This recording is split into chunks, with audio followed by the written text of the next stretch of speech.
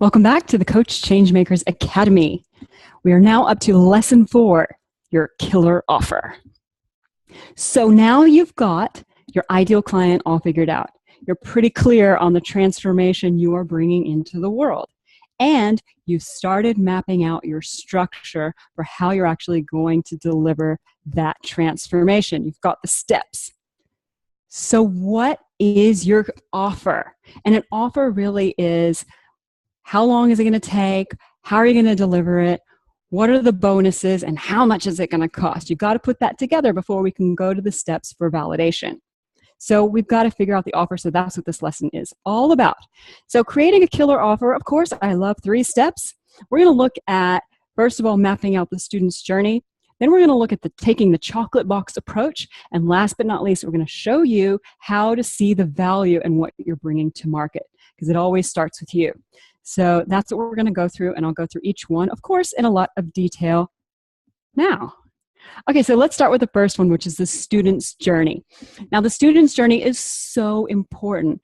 I mean, you're bringing this to market because you're going to facilitate a real life transformation for every one of your students, right? So mapping out exactly what they need, when they need it, standing in their shoes is so important. So the student journey is really your opportunity now to just kind of let go of everything that you've done already, like your mud map and all the stuff you've been working on. It's still all really relevant and you're still going to use it. However, some of that stuff is even just a step to get you to now being able to confidently start mapping out the student's journey. So the really important things about the student journey is to stand in your student's shoes. So you are them in that moment. And if you've got a real person that you can sort of pretend you're that person, or at least speak to when you're mapping out the student's journey, you don't have to literally speak to them, but in your mind at least, that will really help you. So stand in your student's shoes, meet them where they are. Remember, they are not where you are. They have not undergone the transformation yet. That's why they're paying you. So think about, if your signature program is actually a transformation that you yourself have experienced, think back on what other crap were you going through in your life? What other stuff was coming up? What emotional baggage was it bringing up? Just think about, wow, they've just learned. I don't remember when I just first learned values. That was massive for me. And, life-changing. I really looked at my life and it was like I was walking around the planet, the world, and seeing everything through new eyes. I mean, and that was just mind-blowing for me. But now, if I, go in and do a values exercise, it's just like, a refresh and a tweak here or there. It doesn't blow my mind. So think about the exercise you're bringing to market. Think about that time when either you've done it or you've had a student experience or client experience that exercise in the past. Think about all the stuff that's bringing up and the emotional state they're going to be in, and design your program to really cater for them where they are emotionally and otherwise, based on each of the transformational steps that you're taking them on. Just really keep that in mind. It's so important. And I think a lot of times people ask, Benet, how do I keep from overwhelming my students? And this is actually the secret. By standing in their shoes and trying on everything yourself as if you're them, and being like, wow, and considering all the stuff you've got going on in your life and your family and holidays that come up, and you're working a job and a part-time. You think about their life situation and actually doing this exercise. So make it as rich and complete as you can, which is why we've spent some time engaging with your ideal client, so that we're starting to get a feel for who they are, and you can imagine yourself really standing in their shoes and being them. Okay, that was a long tangent for one bullet point. Oh, that was 2. So meet them where they are. That's very important. Okay, so the next thing is I kind of put a lot of ideas into this one point just to make save space. So think about the rhythm of your journey. Now, if you're on an 8-week program, the rhythm is less important than if you're on a 6-month or a 12-month in a way, because 8 weeks, people can kind of get through that three, So the shorter it is, the less important the rhythm is, and the bigger it is, the more important the rhythm it is, because you don't want people to get bored, fall off the wagon, and so on and so forth. So think about that rhythm, and I like to think like there are waves of big results that they get. They like kick off with a bang and get this huge epiphany. Or, you know, in your case, you started really seeing the aha because you saw your A and you started to really engage with your ideal clients, and that's really exciting and really motivating. And then now we went into kind of mud map and some structure stuff that's a little bit dry, and we're about to go back into a huge aha again because we're going to engage with in the validation calls with the customers again, and it's just completely transformational experience. So that rhythm is really, really important to weave in this sort of, if you could see my hands right now, I'm sort of waving them up and down like we're in a roller coaster. But that's really important because it's dynamic, it's exciting, you never know what's going to happen next. It's really important to keep that in mind. I mean, we are coaches, but in these situations, we are entertainers too. So have fun with it. Put on your movie star or your comedian, your whatever your entertainer persona is. Embrace it, because really we want to have fun and we want to build a team kind of experience where you know, it's actually a pleasure to be a part of it, from the teachers, from your side, and from the student's side. So hopefully that's inspired you to enjoy the process and create something that's really fun and dynamic and just a pleasure to do. I mean, let's just hypothetically, you could say, you know, you could go in with one coach who's really serious and dry and straightforward, and you could choose this other one who's smiles and makes jokes and is kind of a goofball. You know, which one are you going to choose? And maybe you're going to go with the serious. That's fine. Like, you need to think about your ideal client, of course, and what's going to turn them on and light them up. But I have to say, in my experience, I've had a lot of luck with being, you know, vibrant. Like, how can you bring your vibrancy and your joy and let that shine through in your rhythm? Okay, enough on that. Hopefully that's inspired you to at least run with it and do your thing. That's going to work just amazingly beautifully for your ideal clients. Okay. Now, here is a really important one. Of course, we know, because we're coaches, that we cannot do the work for them. Actually, if we do the work for our clients, it is a disservice for them. We are actually removing their responsibility and doing it for them. And that is bad, basically, because they don't learn anything. So it is their job to do the lifting. It is our job to facilitate that they are inspired and motivated to do the lifting. So I'll let you think about that. It really is our job to keep them pumped and enthusiastic. So own that, run with it, and have fun with it. Last but not least, your student's journey. By mapping this out, you start to understand how long your program needs to be. I know some of you are sort of toying with shorter or longer programs, and once you do the student journey, it's like, no, I know when they're done, because you've really stood in their shoes with each lesson, each week, week by week, week by week. Even if you don't teach every week, you still need to think about, okay, what's going through their mind right now? How am I going to keep them engaged? And so on and so forth. So I'm actually jumping to the next slide. So let's go ahead and do that. Now, I've got some tips for how you actually start thinking about the student journey. If your program is you know, a 3-month program, then you want to map out for each week what you're going to do over those whole 3 months. And it might sound a little bit tedious, but this can actually go really fast because you start to get into the swing of it. But it's just really important because this forces you to stand in their shoes through each week and sort of try to tap into their energy and you know, and where they're at in this moment, and design things in your program and add them in that are really going to help keep the motivation and the inspiration and the transformation flowing and happening for your students. So each week, I'd just like you to think through these things. What am I going to teach? And it can be, you can say, I'm not going to teach anything. It's just going to be a time to do homework. And that's totally cool, but you need to know that. Okay? And then you need to really understand this week the outcome for the student is. And just say, this is what they're going to have achieved. Really black and white. Delivery method. I'm going to deliver this through an online video and a group class. I'm going to deliver this through posting a Facebook question. I'm going to deliver this through a webinar. Doesn't matter. Just think through how you're going to deliver it.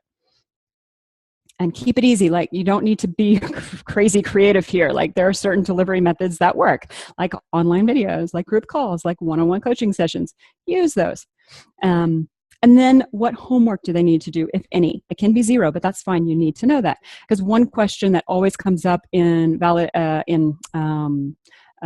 sales conversations is, how much time am I going to need to do this work? So you need to start thinking through that stuff. Oh, which is the next one. The time needed for the student to do the homework. You know, if it's 5 hours a week, if it's 20 hours a week, they need to know that up front. And how am I going to keep students engaged this week?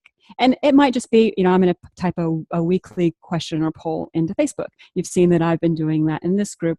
And you guys, some of you are really using that and tapping into it, and it kind of holds you accountable. And then you're also sharing your outcomes of that, which is just amazingly beautiful. And it really starts to nurture that team and community that I really value. And I think, because I think you guys love it. It just enriches the whole experience for everyone, especially on such a long journey as a 6-month program. Okay, so of course, I've got a little tab for you in the Creative Process Tracker, and which is now available in Google Docs form. If you need the link and you don't have it, look on the Facebook group. And if you can't find it, email me or email one of your peers, and they'll give it to you. And basically, I've just put those questions that I've just given you in each week of your program. If you need to add weeks, go for it. I think I've put up to 12 just to get you started, so you can see the format. Okay, really simple to do. Have fun with it. Really stand in their shoes. Those are the key things. And this isn't something you need to, spend months and weeks and hours on. Like really 2 hours, done. Just get a flow, get a feel, because this will help you with the next step. Once you've thought through what the student journey needs to feel like and you've really connected with that, it'll help you. When you have your fun, exciting, engaging, transformational journey all mapped out, it will help you come up with a chocolate box. I love the chocolate box approach, and this is something I've learned from my mentor, one of my mentors from last year, Nicola Grace, and she was all about chocolate boxes, and I got to experience it as her student, and I am just completely hooked. I think it's the best way to go because it creates extraordinary perceived value from the student's perspective. So why wouldn't we want to do that now, right? So a chocolate box is really just an exciting mix of stuff that you're throwing into your offer. It titillates the imagination of your students, so much so that your client drools with anticipation. I mean, who doesn't want that, right? We all want to be able to do that when we go to market with our offer. And it also sounds fun, and it's crazy awesome value because so much cool stuff is packed into that offer. So let's look at some of the delightful bonbons that are actually in the chocolate box. You can have online videos. You can have email support. You can have Facebook group, private Facebook group. You can have group calls. You can have one-on-one sessions. This all sounding familiar?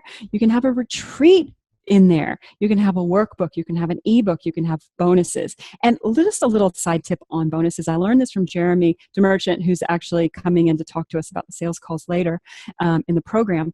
And I was always anti-bonuses until he explained it to me, like how bonuses should work. And because it's like, why are people just tacking on random stuff to this offer like that I don't want? But Jeremy said, Benet, all you do is you sort of tack on some lessons and materials that's stuff that's related to the program, and you would have fitted in if it was a lot longer, and maybe some of even the advanced stuff that some of the students are really going to eat up and be ready for straight away. So it's like, oh, okay, so that really complements and adds to the overall program, but we couldn't quite fit it in for whatever reason. That really made sense to me. So that's just a little side thing on bonuses for you. So those are some of the delightful bonbons. You might have some other ones that that you've seen other coaches do, or that you'd like to try, or maybe you're going to invent something completely brand new. That is awesome. Anything you can weave into your chocolate box, amazing, because it just starts to stack on the value perception when you're talking about your work. Okay, now this is a really important thing before we move on to step 3. People buy because they believe they're getting more value in the transaction than they're spending, right? So we have to help them see that. And one of the key things for being able to help our clients see the value that we're delivering is actually to first see it ourselves. So many times I've worked with coaches and they just don't see the value of what they're bringing to market. So I've been scratching my head, like, how can I help them see the gold that they are bringing to market, that how much time they're investing and spending in here so that they can talk confidently in the sales conversation about their offer. And one of the key things to that is to not be emotional. It's to be objective. So guess what I've done? I've come up with a spreadsheet. Of course, I am like the queen of spreadsheets lately. And so I thought I would give you an example of how you can start to make this really objective. So here's an example of a one-to-one pilot. So this is just a situation where the coach is offering one-on-one sessions to pilot and road test their content. So they don't have the videos ready yet. They don't have a big fancy groups that they can bring together for group calls. They don't have enough bodies for a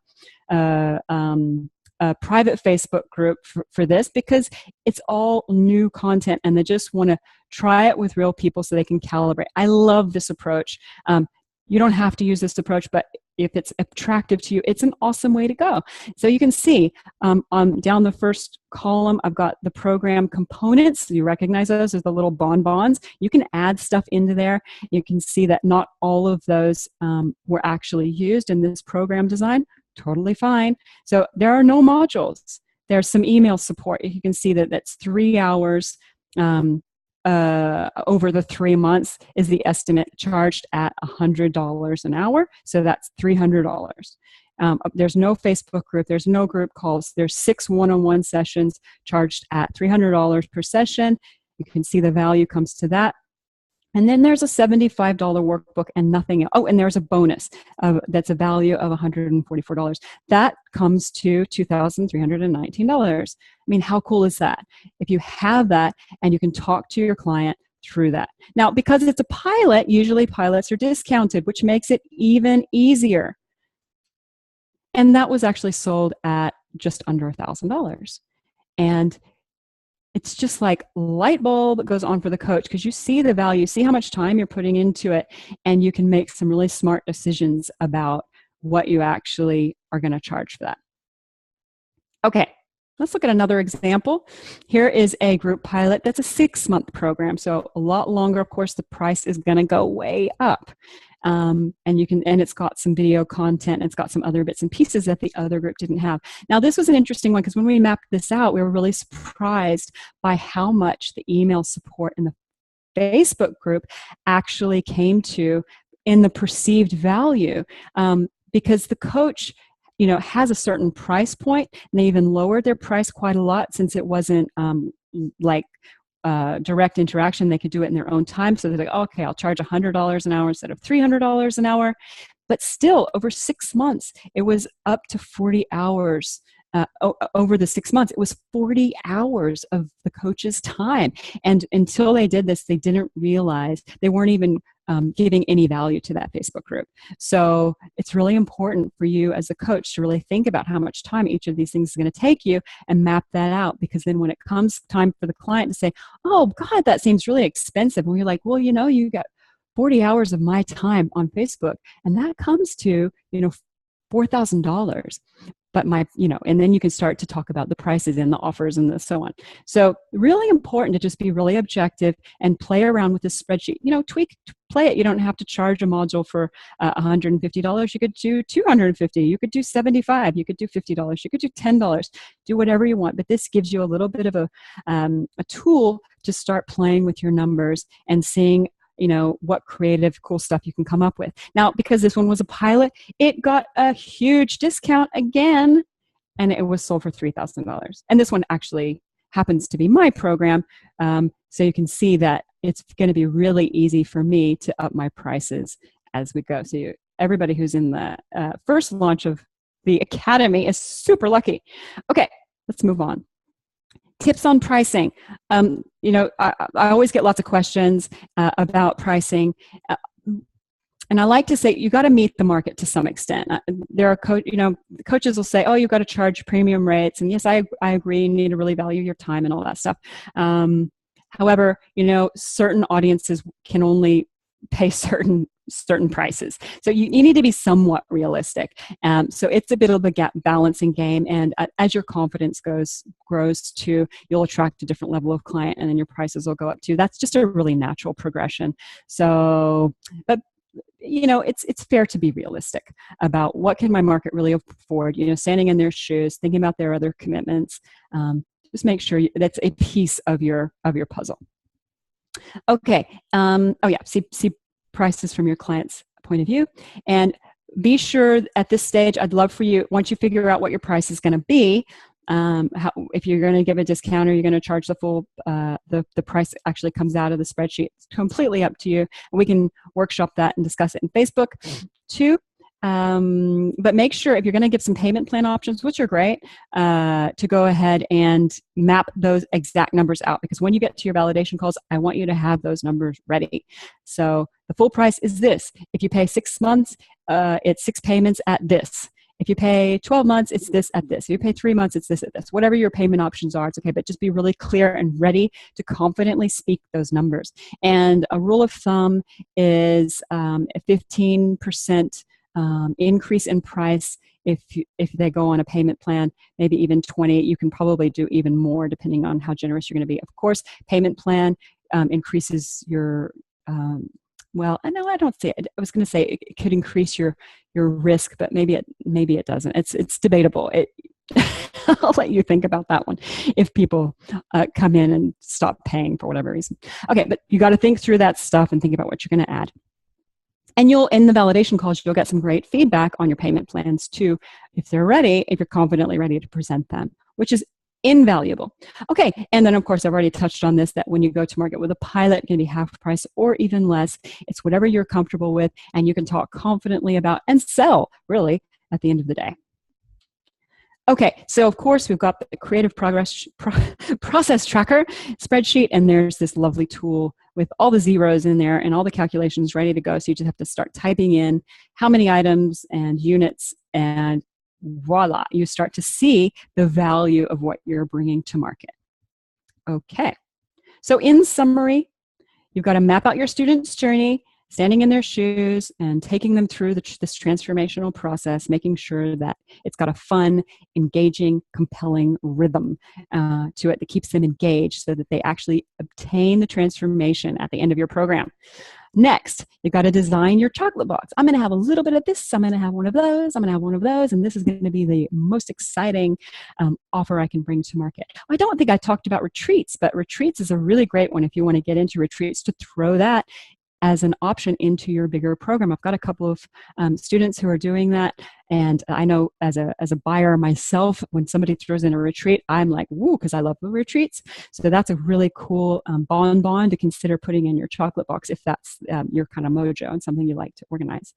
Okay, and then last but not least, after you've designed your chocolate box, map it all out in that program pricing spreadsheet tool, and so you can actually see the value you're bringing to the market and talk confidently about your numbers. All right, that is it for today. I look forward to seeing how you all go. Happy coaching.